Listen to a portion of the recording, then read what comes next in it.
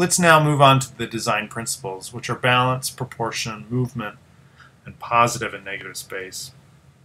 Balance is this sense of equilibrium achieved through implied weight, tension, or attraction.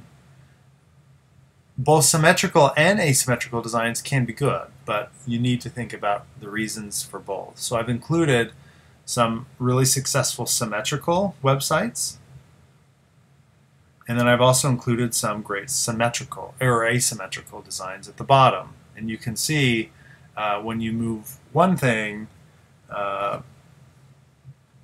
you put something on the left, you'll need to balance it with something on the right. If you make something colorful over here, that makes an area of contrast or a focal point. You'll need to balance that with perhaps something larger over on the right-hand side and vice versa.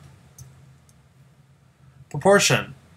Proportion deals with the scale relationships, but it also deals with the gaps or the spaces between columns or the elements within the composition itself. Scale shifts can create a sense of space, size, dynamism. You want to use scale shifts or changes, but you want to make those clear and distinctive. If you go up one key on a piano, that kind of creates a sharp and it's dissonant. So you want to create proportional shifts like in music that are harmonious and sort of organized or planned in their difference.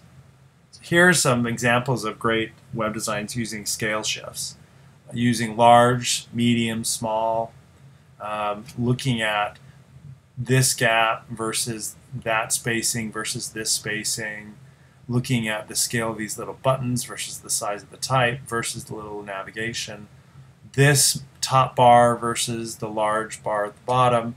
All those proportions are really important, and repeating proportions will help you build a sense of unity and consistency within your design. Movement is simply how your eye travels throughout the design. Often our eye starts at the upper left-hand corner and moves left to right. That's a very Western way of reading that we're all used to and familiar with. Oftentimes our eyes also go to faces, but we always go to areas of highest contrast first. So that's why the logos tend to be the highest contrast. We'll talk about hierarchy later, but here are some examples of movement within web design that you can use to your advantage to guide the viewer's eye throughout the design.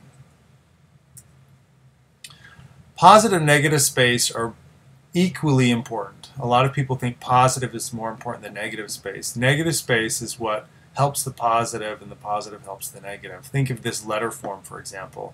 It's not just a letter built with a lead pipe, but it's actually the Swiss, when they built Helvetica, build the interior pieces as much as they build the positive space, or they care about the negative space as much as the positive space.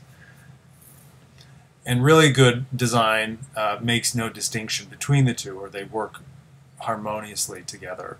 So here are some great examples of negative space within design. So think of negative space as visual rests or pauses, not just dead space. Again, think of the brick between the mortar. You'll want to design the mortar as much as you design the bricks. So having these sort of visual pauses in here is really important. Don't just stack all your type right at the top at the upper left-hand corner. You're not designing with Microsoft Word.